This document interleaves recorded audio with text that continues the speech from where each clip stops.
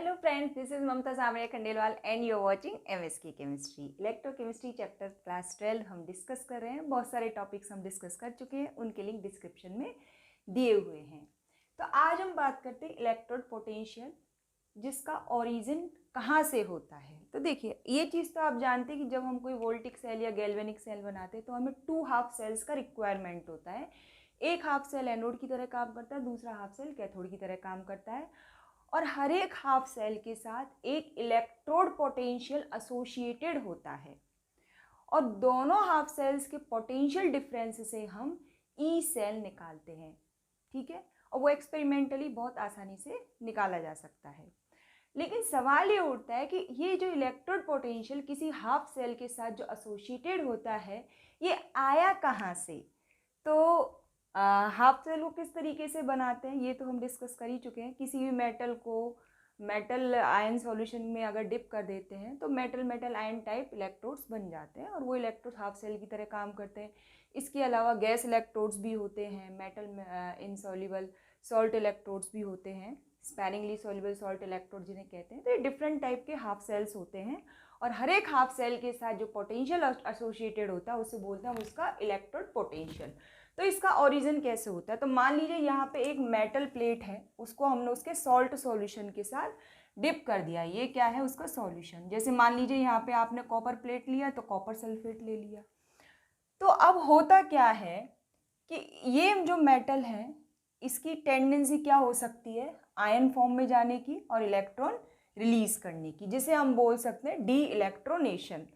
तो उससे क्या होगा, ये जो मेटल के जो एटम्स हैं वो आयन फॉर्म में आ गए, और ये यहाँ पे पॉजिटिव चार्ज बना देंगे, और जो इलेक्ट्रॉन रिलीज होंगे वो यहाँ पे रह जाएंगे, ठीक है। तो देखिए यहाँ पे एक डबल लेयर जनरेट हो गई है, और जब भी डबल लेयर इस तरीके से जनरेट होती है तो एक पोटेंशियल डिफरेंस भी जनरेट होता है। ये पोटेंशियल डिफरेंस ही इलेक्ट्रोड पोटेंशियल कहलाता है। तो पहली कंडीशन तो क्या है कि पॉसिबिलिटी क्या है कि डी इलेक्ट्रोनेशन हो सकता है, और डी इलेक्ट्रोनेशन को हम क्या कहते हैं, ऑक्सीडेशन, ठीक है।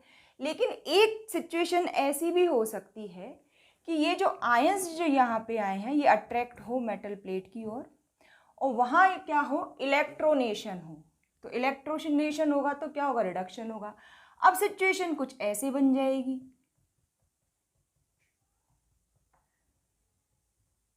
मतलब अगर आपने मेटल प्लेट को उसके सॉल्ट सॉल्यूशन में डिप किया है तो यहाँ पे 2 रिएक्शन साइमल्टेनियसली होती है। एक तो होती है डी इलेक्ट्रोनेशन और दूसरी होती है इलेक्ट्रोनेशन। लेकिन इनमें से एक जो नेट रिएक्शन होगी वो फास्ट होगी। तो हम ये कह सकते हैं if de-electronation is faster, if de-electronation is faster then the potential generated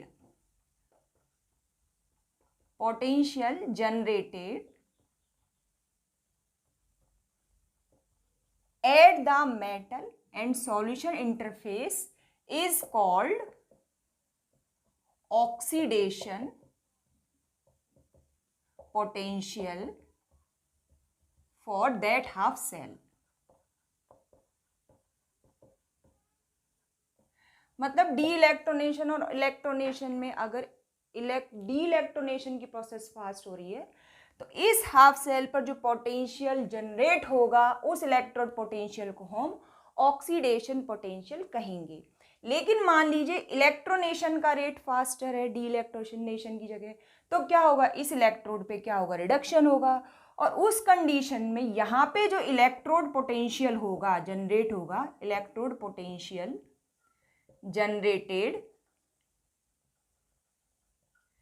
is equal to reduction potential, ठीक है। अब डी इलेक्ट्रोनेशन की रेट फास्टर होगी या इलेक्ट्रोनेशन की रेट फास्टर होगी, ये डिपेंड करेगा कि सर्किट में जो दूसरा हाफ सेल आपने लगाया है उसके पोटेंशियल पे। जैसे कि मान लीजिए आपने कॉपर का इलेक्ट्रोड लिया है, कॉपर रोड को कॉपर के सॉल्ट सॉल्यूशन में डिप कर दिया, और अगर दूसरा हाफ सेल है आपका सिल्वर और सिल्वर आयन इलेक्ट्रोड वाला, तो अब आपका कॉपर इलेक्ट्रोड कैसे काम करेगा, वहाँ पे ऑक्सीडेशन होगा। लेकिन वहीं अगर आपने कॉपर और कॉपर आयन इलेक्ट्रोड को मान लीजिए जिंक और जिंक आयन इलेक्ट्रोड के साथ सर्किट में ऐड किया है, तो अब कॉपर पे होगा रिडक्शन। तो अब आपका जो हाफ सेल है उसका इलेक्ट्रोड पोटेंशियल ऑक्सीडेशन पोटेंशियल होगा या रिडक्शन पोटेंशियल होगा, वो डिपेंड करेगा आपके सेल के साथ एसोसिएटेड हुए दूसरे हाफ सेल के अकॉर्डिंग। तो ये चीज़ क्लियर है कि ये जो इलेक्ट्रोड पोटेंशियल का जनरेशन कैसे हुआ, at the surface of separation of metal and solution a potential difference is generated that is called electrode potential for half cell. ठीक है, अब हम बात करते हैं कि स्टैंडर्ड रिडक्शन पोटेंशियल क्या होता है और इसे किस कंडीशन में कैलकुलेट किया जाता है। तो अब हम बात करते हैं स्टैंडर्ड इलेक्ट्रोड पोटेंशियल को। तो देखिए, स्टैंडर्ड इलेक्ट्रोड पोटेंशियल को ही हम स्टैंडर्ड रिडक्शन पोटेंशियल कहते हैं। मतलब स्टैंडर्ड रिडक्शन पोटेंशियल की वैल्यू को IUPAC ने कहा है आप स्टैंडर्ड इलेक्ट्रोड पोटेंशियल कहेंगे। ठीक है, अब देखिए स्टैंडर्ड इलेक्ट्रोड पोटेंशियल यानी कि स्टैंडर्ड रिडक्शन पोटेंशियल जब आप मेजर करते हैं किसी हाफ सेल के लिए इलेक्ट्रोड के लिए, तो कंडीशन क्या होनी चाहिए? टेम्परेचर 25 डिग्री सेंटीग्रेड और 298 केल्विन होना चाहिए। इलेक्ट्रोलिटिक सॉल्यूशन जो आप लेते हैं हाफ सेल में उसका 1 मोलर कॉन्सेंट्रेशन होना चाहिए। और जो गैस इलेक्ट्रोड जैसे आप लेते हैं तो उनमें क्या होता है, प्रेशर होता है, तो प्रेशर का जो वैल्यू होना चाहिए 1 बार होना चाहिए। अब यहाँ पे देखिए मैंने ये रिडक्शन रिएक्शन लिखी है Cu+2 इलेक्ट्रॉन Cu। अब आप इलेक्ट्रोकेमिकल सीरीज देखिए, उस इलेक्ट्रोकेमिकल सीरीज में आपको ये जो रिडक्शन पोटेंशियल है, स्टैंडर्ड इलेक्ट्रोड पोटेंशियल कहते हैं जिसे, उसकी वैल्यू मिलेगी आपको 0.34। अब जैसा कि IUPAC ने कहा है ये रिडक्शन रिएक्शन है, ये ऑक्सीडेशन रिएक्शन तो है नहीं।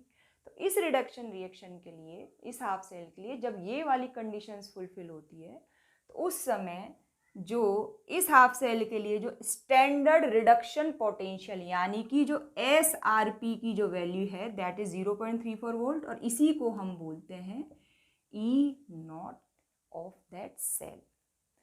इसी तरीके से जिंक के लिए आप देखिए, अब साथ में इसको रिप्रेजेंट हम इस तरीके से भी कर सकते हैं Cu+2/Cu, क्योंकि Cu+2 से Cu में जाना क्या है, रिडक्शन। तो E0 Zn+2 Zn is equal to -0.76 volt. ये सब हमें किसने दिए, जो हमारी टेक्स्ट बुक की जो इलेक्ट्रोकेमिकल सीरीज है वहाँ से हमने ये लिखे हैं और हमने ये सीखा है कि ये रिडक्शन रिएक्शन के लिए, इसलिए जो SRP की वैल्यूज़ होती है उसी को ही हम स्टैंडर्ड इलेक्ट्रोड पोटेंशियल कहते हैं। अब मान लीजिए रिएक्शन दी हो कुछ इस तरीके से, स्टैंडर्ड कंडीशन में Cu चेंज हो रहा है Cu+2 एंड 2 इलेक्ट्रॉन में। अब इसके लिए आपको ये इलेक्ट्रोड पोटेंशियल की वैल्यू निकालनी है। तो ध्यान दीजिए बच्चों, ये क्या हो रहा है, ऑक्सीडेशन। और हमेशा जो स्टैंडर्ड रिडक्शन पोटेंशियल की जो वैल्यू होती है it is always equal to opposite in sign and standard oxidation potential. मतलब standard oxidation potential and standard reduction potential are always equal in magnitude but opposite in sign. तो इस reaction के लिए अब हम क्या लिख सकते हैं, E0, और यहाँ पे क्या लिख सकते हैं हम, ऑक्सीडेशन, और इसकी वैल्यू होगी, इसको अपोजिट कर दीजिए, -0.34 वोल्ट। और इसको शो करने का दूसरा तरीका क्या है, E0 Cu2 Cu+2। ध्यान दीजिए दोनों में फ़र्क है, इसमें और इसमें दोनों में फ़र्क है। यहाँ पे ये रिडक्शन रिएक्शन है, यहाँ पे ये ऑक्सीडेशन रिएक्शन है।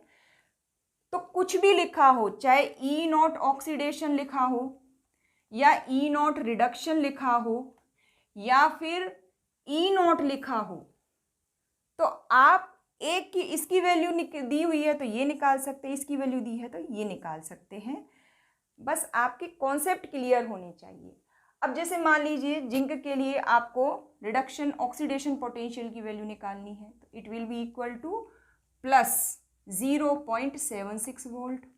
और ये रिएक्शन कौन सी होगी, Zn से Zn+2 इलेक्ट्रॉन। ठीक है, तो बस आप ध्यान रखिए, और यहाँ ये लिखा होगा Zn2 Zn+2। अब क्योंकि ऑक्सीडेशन रिएक्शन के लिए, इसलिए ये जो वैल्यू है that is standard oxidation potential और इसकी वैल्यू है 0.76 वोल्ट। तो इस तरीके से हमने ये सीखा कि स्टैंडर्ड रिडक्शन पोटेंशियल को ही स्टैंडर्ड ऑक्सीडेशन पोटेंशियल कहते हैं, ऐसा IUPAC ने कहा है। और उन्होंने जो इलेक्ट्रोकेमिकल सीरीज है वहाँ पे इन सब की वैल्यू भी हमें दी है ना। और उन वैल्यू से हम किसी भी इलेक्ट्रोड के लिए, हाफ सेल के लिए स्टैंडर्ड ऑक्सीडेशन पोटेंशियल की भी वैल्यू कैलकुलेट कर सकते हैं। अब सवाल आता है, बच्चा जब E0 सेल निकालता है तो क्या गलती करता है? तो टेक्स्ट बुक में क्या लिखा होता है? E0 cell is equal to E0 oxidation plus E0 reduction. ठीक है, अब ये ऑक्सीडेशन पोटेंशियल की वैल्यू तो इलेक्ट्रोकेमिकल सीरीज में दी हुई नहीं होती, वहाँ तो दी हुई होती है जो आपके रिडक्शन पोटेंशियल की वैल्यू। तो बच्चा पहले उस वैल्यू का साइन चेंज करता है, फिर उसको यहाँ इनपुट करता है। तो इस प्रोसेस में वो कुछ ना कुछ गड़बड़ी ज़रूर करता है। तो अब सवाल ये उठता है कि ये जो इलेक्ट्रोकेमिकल सीरीज में जो वैल्यूज़ दी हुई हैं स्टैंडर्ड पोटेंशियल की, उनको यूज़ करते हुए हम E0 सेल कैसे निकाल सकते हैं? तो आप बच्चों है ना, ये वाला फॉर्मूला यूज़ मत किया कीजिए, इसमें गड़बड़ी ज़रूर होती है। आप यूज़ कीजिए E0 cathode minus E0 anode. ठीक है, और इन हाफ सेल्स के लिए आप इलेक्ट्रोकेमिकल सीरीज में उनकी वैल्यू देखिए। मतलब आप किसकी वैल्यू देखेंगे? रिडक्शन पोटेंशियल्स की, क्योंकि सीरीज में दी है उसके लिए, रिडक्शन रिएक्शन के लिए। और उन्हीं की वैल्यूज़ को आप यहाँ पे इनपुट करेंगे। मतलब आप ऑक्सीडेशन पोटेंशियल की बात ही नहीं करेंगे, आप रिडक्शन पोटेंशियल के डिफरेंस को निकालेंगे। ये कैथोड का हो गया और ये एनोड का हो गया। ठीक, और वैसे भी अगर देखा जाए माइनस E0 एनोड, इसकी जो वैल्यू होगी वो E0 ऑक्सीडेशन के इक्वली हो जाएगी। तो रिजल्ट तो वही आने वाला है। यहाँ से चलोगे गलती निश्चित रूप से होगी, इस तरीके से करोगे कभी भी गलती नहीं होगी। आप सॉल्व करके देखिए क्वेश्चंस, डेफिनेटली आपसे कोई गलती नहीं होगी। तो ये सारी चीज़ें आपकी क्लियर है इलेक्ट्रोड पोटेंशियल के बारे में, standard reduction potential, standard oxidation potential. अच्छा, अब आप हमेशा ध्यान रखिए कि जब आप हाफ सेल बनाते हैं तो कैथोड किसको बनाएंगे और एनोड किसको बनाएंगे। तो वहाँ पे भी आपको हेल्प लेनी होगी इलेक्ट्रोकेमिकल सीरीज की। ठीक है, जैसे मान लीजिए ये दो हाफ सेल आपको दिए हुए हैं, जैसे कि डेनियल सेल में होता है। तो इसमें से एनोड किसका बनेगा और कैथोड किसका बनेगा, कैसे डिसाइड होगा? तो मैंने देखा ठीक है, दो हाफ सेल तो हमें चाहिए। अब इस हाफ सेल की मैंने SRP वैल्यू को देखा इलेक्ट्रोकेमिकल सीरीज में, तो दैट इज 0.34। जिंक वाले हाफ सेल के लिए देखा, इट इज -0.76। तो ज़्यादा किसकी है? SRP वैल्यू जिसकी ज़्यादा है वो ये है। तो जिसकी रिडक्शन पोटेंशियल की वैल्यू ज़्यादा है वो उस पर क्या होना चाहिए? रिडक्शन होना चाहिए। और रिडक्शन कहाँ होता है? कैथोड पे होता है। इसलिए जिसकी SRP वैल्यू हाई है जिस हाफ सेल के लिए, always it will B cathode. और जिसकी SRP वैल्यू लो है, जब दो हाफ सेल की SRP वैल्यूज को आप कंपेयर कर रहे हैं, तो इट विल बी एनोड। तो इसलिए डेनियल सेल में हम जिंक वाले हाफ सेल को बनाते हैं एनोड और कॉपर वाले हाफ सेल को बनाते हैं कैथोड।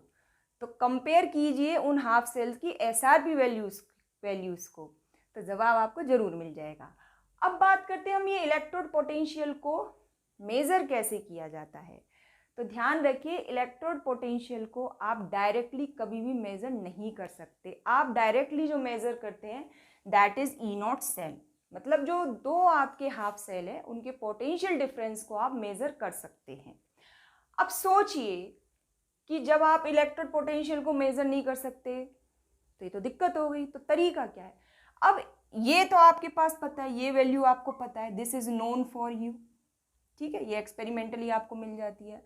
अब इन दोनों में से किसी एक हाफ सेल का इलेक्ट्रोड पोटेंशियल अगर आपको पता हो तो दूसरे हाफ सेल का इलेक्ट्रोड पोटेंशियल आप निकाल सकते हैं। तो अब एंट्री होती रेफरेंस इलेक्ट्रोड की।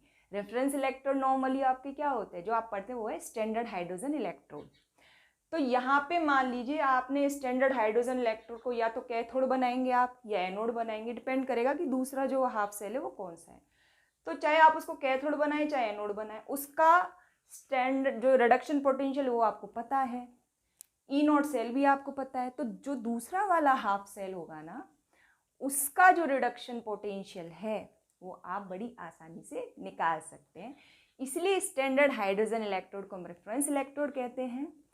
इस रेफरेंस इलेक्ट्रोड से हम किसी भी हाफ सेल के लिए किसी भी कॉन्सेंट्रेशन पर उसके इलेक्ट्रोड पोटेंशियल की वैल्यू मेजर कर सकते हैं, और यही इसका सबसे बड़ा यूज़ है।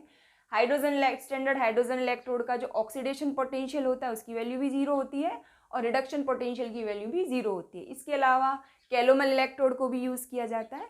तो स्टैंडर्ड हाइड्रोजन इलेक्ट्रोड को डिटेल में हम डिस्कस करेंगे अगले वीडियो में। Till then keep watching MSK chemistry. Thank you.